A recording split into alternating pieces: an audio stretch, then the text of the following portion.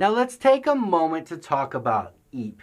EAP, Extensible Authentication Protocol. That's what it stands for. Now, EAP is not something that is solely within the realm of our wireless authentication process or even 802.1x. EAP is used in a variety of technologies. All this is a defined framework that allows us to use the same headers, the same format, the same steps in order to complete that authentication process. So we take this EAP framework and we can apply it to any type of authentication process that's happening.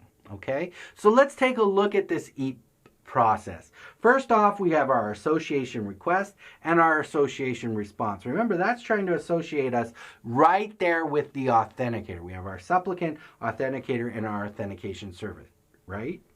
Then we get our authentication response. Then we start our EPOL, Extensible Authentication Protocol over LAN. So we're actually trying to get that authentication over our LAN. Then we request our identity, EPOL response identity, EAP request, EAP response, EAP success. Then our keys take place, like we talked about. Our radius server is going to go through our EAP response identity. This is when we are moving towards the radius server now. So you can see right here at EPOL response or identity, that is going to be what? Pushed by the authenticator. The authenticator is trying to get this to the radius server now. All communication up to this point, is only with the authenticator. Once the EPOL response or identity is sent, then that is response or identity is sent over to the radius server or the authentication server. Then we have our EAP request sent back over and moved on by the authenticator. Our EAP response, our response to that request. Remember, it's a two-way street, right? Our client has to be authenticated. Our radius server has to be authenticated as well. Our EAP response is sent. EAP success and encryption key are sent.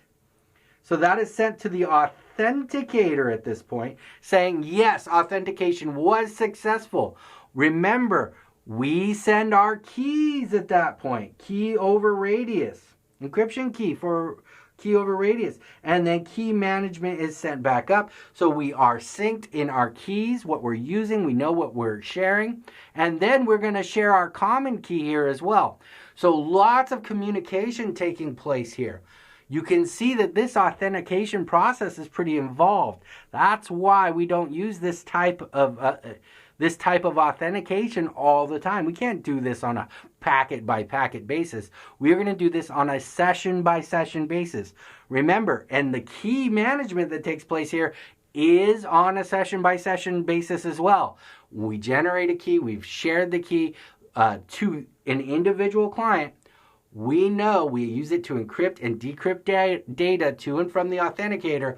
Once this session is over, that key is no longer usable. We will move on to the next key for use. So very interesting how EAP comes into play here. It gives us these steps right here. Let me erase my screen. I got a little crazy. Got John Madden-esque there. So EAP is what defines this process here. It gives us our step-by-step framework to work within. It tells us, okay, we start our request. Then we do the request identity from the authenticator back. Now, this can be applied to any type of authentication we may do. Authentication to servers, Kerberos, lots of different technologies use EAP. This is just how it's implemented in 802.1x for our purposes here in wireless. But you can see EAP, and it follows this same step, the same framework whenever EAP is implemented. This could be a wired network. Let me draw a little switch here.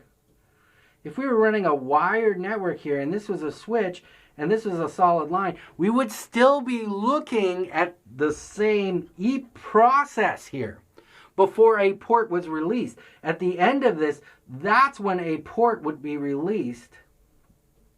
Port access would be granted. Until then, all that would be allowed to be passed to this port, to this radius server, would be 802.1x traffic. So as you can see, EAP, not just exclusively for 802.1x wireless implementation. We can see this on local area networks, wired local area networks. We can see this on other connections to servers, from servers. Really, really widely used authentication process. So let's dive in a little bit into what these different packets might look like. How do we define these packets in the EAP process? Well, if we break these apart and we start looking into the depths, how these are actually set within an EAP packet, you can see in the first byte, what we're looking at here, this is the first byte. We can see a code. So if we have a value of 1, that's a request.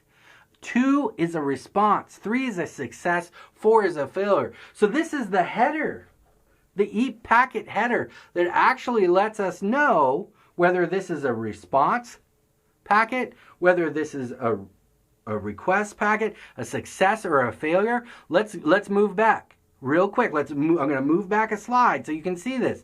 Again, we have the request, we have the response, we have the success or deny. How do we know these packets are what they are? It's because of this EAP framework, this EAP header that's put into place. It tells us right here in the first 8 bits, if this is a value of 4, we can see this packet would be coming from what? The authentication server telling us that the authenticator that it was failed. If this is a request, it can be coming in 2. If this was a request, it can be coming from 2 directions, couldn't it? It can be coming from the supplicant or the authentication server itself, because this is a two-way authentication process. Next, we have the identifier. Okay? This will match the request response. It'll tell you who's speaking now. The identifier goes in the next 2 bytes. The next 3 bytes of the header is the total length of the packet. It's kind of like letting you know how long this is supposed to be. And then at the very end here of an EAP packet, we have the data that's added on. So the binary bits are going to be set. Let's say if I had 0000001, that would be what? That would be a request, because that has a value of 1 in binary. If this was 11, can anyone tell me what that is?